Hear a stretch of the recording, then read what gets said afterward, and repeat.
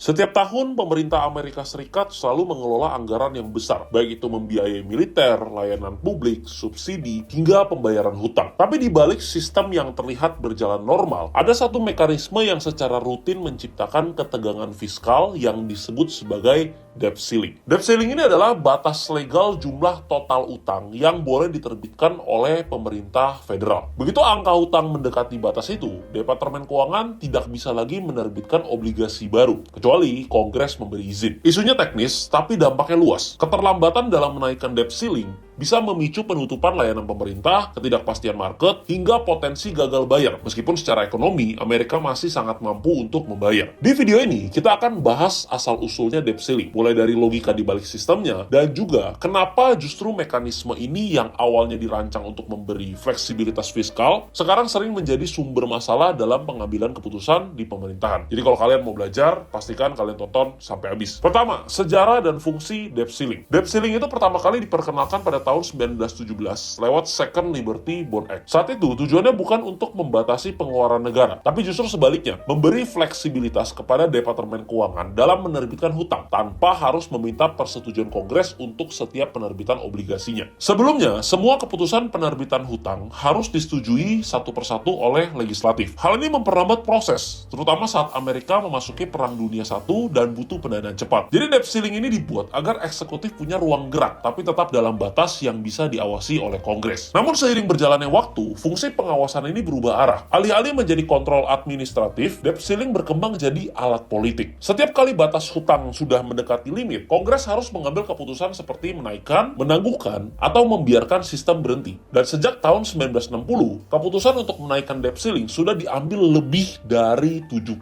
kali. Artinya, ini bukan krisis satu kali, tapi bagian dari siklus berulang dalam kebijakan fiskal Amerika. Masalah utamanya terletak pada ketidaksinkronan antara keputusan pengeluaran dan proses otorisasi pembayarannya. Anggaran sudah disahkan nih, kebijakan sudah disetujui. Tetapi pembayaran tetap harus menunggu keputusan politik terkait izin untuk menambah hutang. Disinilah sering terjadi ketegangan, karena dua proses yang seharusnya berjalan beriringan justru dipisahkan. Chapter 2. Apa yang terjadi jika debt ceiling tidak dibereskan? Kalau debt ceiling tidak dinaikkan tepat waktu, dampaknya bukan sekedar administratif. Departemen Keuangan tidak bisa lagi menerbitkan obligasi baru, dan tanpa tambahan dana, pemerintah mulai kehabisan opsi untuk membayar kewajibannya. Yang pertama terkena dampak biasanya adalah pengeluaran non-esensial, seperti gaji pegawai federal, layanan publik, dan juga bantuan sosial. Tapi dampak yang paling serius adalah resiko gagal bayar terhadap obligasi pemerintah. Ini bukan cuma soal administrasi, tapi kalau sampai terjadi, dampaknya bisa menyebar ke seluruh sistem keuangan global. Amerika Serikat memang belum pernah benar-benar default secara penuh atas hutangnya, tapi udah beberapa kali nyaris atau hampir. Salah satu yang paling terkenal terjadi pada tahun 2011, ketika negosiasi di Kongres berjalan sangat alot, hingga akhirnya lembaga pemeringkat Standard & Poor's menunjukkan peringkat kredit Amerika Serikat untuk pertama kalinya dalam sejarah. Dampaknya terasa langsung, market global goyah, indeks saham anjlok, dan imbal hasil obligasi melonjak. Ketegangan serupa kembali muncul pada tahun 2023, saat negosiasi debt ceiling lagi-lagi berlangsung hingga menit-menit terakhir. Hal ini menciptakan ketidakpastian yang merembet ke berbagai sektor. Dalam skenario terburuk, default bisa menyebabkan yang pertama, lonjakan suku bunga, karena investor minta kompensasi atas resiko tambahan. Yang kedua, pelemahan dolar sebagai aset cadangan global. Yang ketiga, kepanikan market, karena kepercayaan pada instrumen paling aman di sistem keuangan mulai goyah. Dan yang terakhir, yang paling menyeramkan adalah resesi yang menyebar ke seluruh sistem keuangan internasional. Masalahnya itu bukan soal kemampuan bayar, karena secara teknis, pemerintah Amerika Serikat masih bisa membayar. Tapi secara hukum, tanpa izin menaikkan debt ceiling, mereka tidak bisa melakukan pembayaran itu secara legal. Inilah yang membuat sistem ini dinilai rawan dan juga kontradiktif.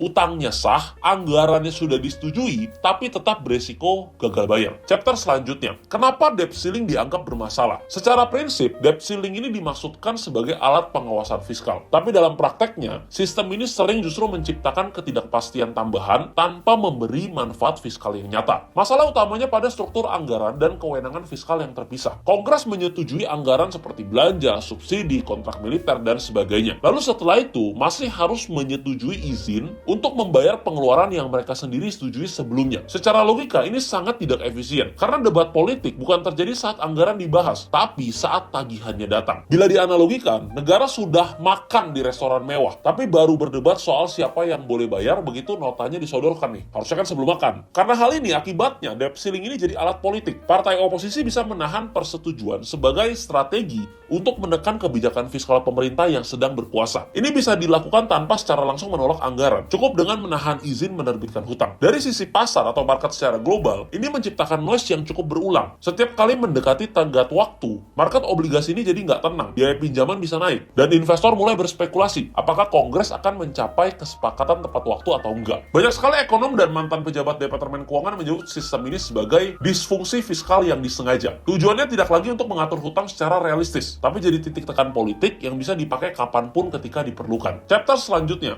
apakah debt ceiling bisa dihapus? Dengan berbagai ketegangan yang terus berulang, wajar jika banyak pihak mulai mempertanyakan kelanjutan sistem debt ceiling ini. Secara teknis, mekanisme ini bisa saja dihapus, karena tidak ada keharusan konstitusional yang mewajibkan Amerika Serikat untuk mempertahankannya. Debt ceiling ini hanyalah produk hukum federal, dan secara prinsip bisa diubah atau dihapus melalui proses legislasi. Beberapa ekonom dan anggota legislatif telah mengusulkan agar mekanisme ini diintegrasikan secara langsung dalam proses pengesahan anggaran. Artinya ketika anggaran disahkan, otorisasi untuk menerbitkan hutang secara otomatis juga berlaku, sehingga nggak perlu lagi proses terpisah yang bisa menjadi titik macet. Alternatif lainnya adalah penangguhan permanen, bukan menghapus sepenuhnya, tapi membuat sistem yang lebih fleksibel dan tidak mengancam kestabilan fiskal setiap kali mendekati batas waktu. Ada pula sejumlah ide yang lebih radikal, misalnya memberi kewenangan langsung kepada presiden untuk menaikkan debt ceiling secara sepihak dengan pengawasan hukum tertentu. Atau solusi yang sempat viral dan sangat simbolik, mencetak koin platinum senilai 1 triliun US dollar sebagai cara legal menambah likuiditas tanpa menambah utang secara formal. Secara hukum, ini mungkin sah, tapi tentu kontroversial dari sisi politik maupun kredibilitas fiskal. Meskipun secara administratif keberadaan debt ceiling menciptakan resiko berulang, dalam praktik politik Amerika, alat ini tetap dipertahankan karena memiliki nilai strategis. Bagi banyak anggota Kongres, terutama dari kubu oposisi, debt ceiling ini dianggap sebagai alat tawar terakhir untuk menekan agenda fiskal lawan politik atau memaksa kebijakan penghematan. Maka walaupun secara teknis bisa dihapus, secara politis keberadaannya tetap dijaga karena fungsinya sebagai leverage dalam dinamika kekuasaan. Debt ceiling ini pada dasarnya adalah aturan administratif, namun dalam prakteknya sering berubah menjadi alat politik. Ketika mekanisme ini dimanfaatkan untuk kepentingan tarik ulur di pemerintahan, yang muncul bukan masalah kemampuan bayar, melainkan krisis yang bersumber dari proses itu sendiri. Selama tidak ada perubahan struktural, debt ceiling akan tetap menjadi bagian dari siklus ketegangan fiskal di Amerika Serikat. Dan setiap kali isu ini muncul, dampaknya tetap akan terasa hingga ke pasar global. Jadi itu dia pembahasan lengkap tentang debt ceiling. Kalau kalian suka sama pembahasan seperti ini, bisa support dengan klik tombol like-nya